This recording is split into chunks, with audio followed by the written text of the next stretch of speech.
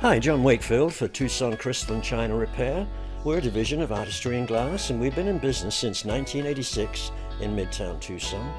In that period, we've been fortunate enough to receive a large number of generous testimonials from our happy customers. Now here's an interesting quiz. What do these four people have in common? They're cleaning ladies, moving men, small children, and domestic pets.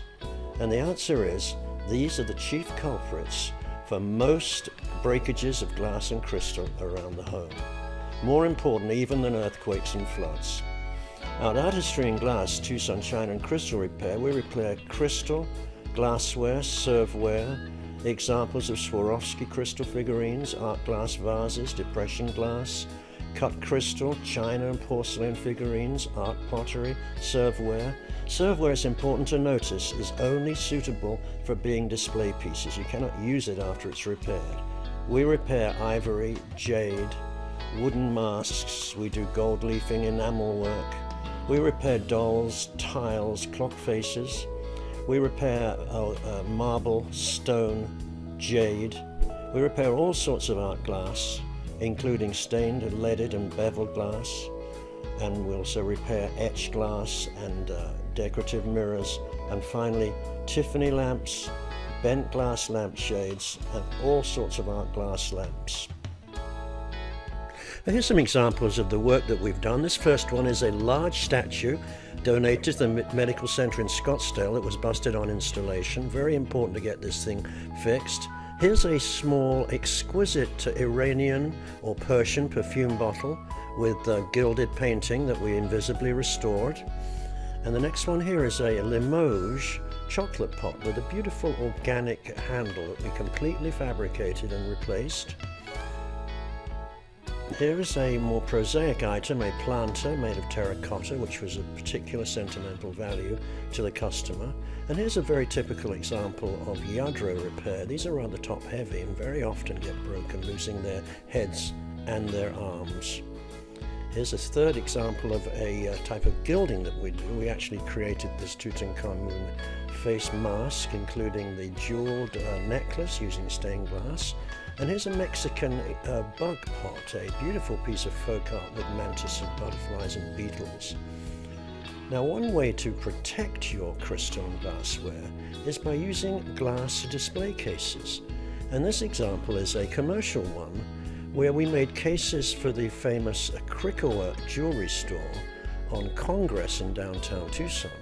Now, these 3-foot-long display cases feature seamless construction to allow maximum visibility of the merchandise with access from the back. Another large commercial job that we recently completed was at the Michael Kors store at La Encantada in Tucson, where we repaired this beautiful large vitrine or glass display case. Now, we also make custom boxes to protect your items in a residential setting. In this case, on the left, a kachina, a delicate kachina, and here an award for the United Arab Emirates, both featuring this frameless glass construction. Now, the two commonest questions we are asked in connection with repairs are, how much will it cost? And a related question, is it worth fixing? Now, the only way really to find out how much it's going to cost is for you to bring the item in. We cannot give any firm repair estimates over the telephone or even from photos. The fact that a treasured item belonged to your great-great-grandmother and came over on the Titanic and was then involved in an earthquake in California, all these biographical details are totally irrelevant because the cost depends on a large number of factors. Amongst these factors are the customer's expectation, the degree of perfection required. Do you need an invisible repair or merely stabilization of the damage? Are there missing pieces, fingers and hands, etc. that have to be fabricated? Is there adhesive that has to be removed? Do we need to fill chips, do airbrush painting, or even gilding? These and many other factors require a face-to-face conversation to determine the cost. The second important question which arises is the item worth fixing? And the fact is that any valuable piece of crystal or porcelain that's damaged, cracked or broken has lost most of its value. But there are some cases where repair is economically feasible. In these Waterford Lisbon glasses, providing there are no cracks in the glass, which cannot be repaired, we can easily grind down chips and make the glass almost as good as new but slightly shorter. Now, another occasion where repair is feasible is in this practical situation where a beautiful Talavera sink was broken by a careless plumber. Now, the sink was so firmly embedded that it was impossible to remove to repair, so we had to go on site and place porcelain putty in the damage, carefully glaze it and make it as good as new, avoiding the expense of removing the sink. There's several other cases where repairs are economically feasible, and this is a case with a 2,000-year-old pre-Columbrian figurine from western Mexico, a Chinesco figure, which is actually worth about $250,000 and was carelessly dropped by its owner.